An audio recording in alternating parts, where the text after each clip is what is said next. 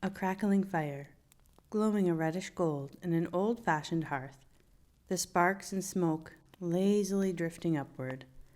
Over the warm fire, a sway, the iron bar often found in these traditional fireplaces, holding the household pots for cooking. Upon this sway hangs a pot hook, swinging to and fro, recently abandoned by a tiny body, its deep laugh reverberating off the surrounding stones. Peer into the darkened room, but you won't spot the retreating figure, for he's a brownie, and they can only be seen if they wish it.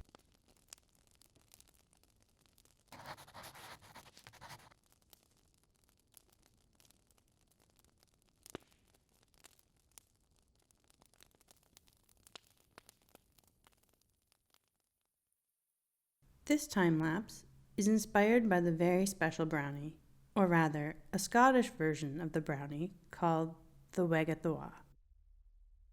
William Henderson gifted us with a tidy description of this fairy in his Notes on the Folklore of the Northern Countries of England and the Borders, written in 1879. In it, he tells us, his general appearance was that of a grisly old man with short, crooked legs, while a long tail assisted him in keeping his seat on the crook.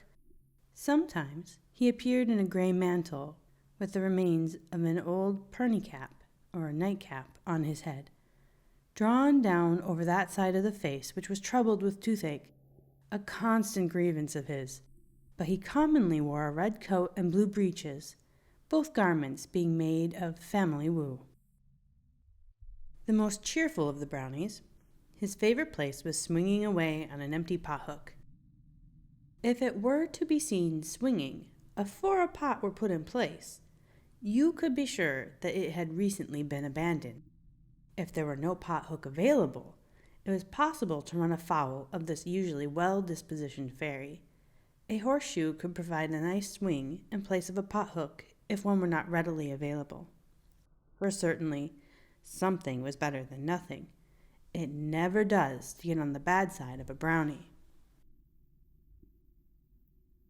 Iron is obviously not a deterrent to this fairy, but if the sign of the cross were to be etched into the pot hook, which at one time was becoming a common practice to ward against witches, it would also drive away the brownie. If you're more curious about attracting a Waggathawa to you, William Henderson also tells us that swinging the pot hook is a temptation they are hard-pressed to resist. Brownie that he was, he'd help out around the home. He was also much loved by children, for he was very fond of them and could be found entertaining the wee ones. His laugh would ring out over a crowded home, loud and full of merriment, but he can also be quick to anger. Nothing stronger than home-brewed ale should touch your lips, or you'll soon hear an angry cough and objection. Beloved by the family, and most especially the children, he may be, but dreaded by the help. They walked a thin line with this fairy. If the Waggathawa weighed and found a maid lacking in their efforts, which is apparently not difficult to do, they would find themselves tormented most grievously. All brownies have this mischievous streak, indispensably helpful on the one hand, and completely intolerable on the other. The Waggathawa is a fun fairy to chat about. His love of life and laughter make for a generally more positive fairy, as long as he's happy. For the perpetually curious, you can stop by the Fairy Wing Studio website, where there's more to discover about brownies in general. I'll leave the link in the description below.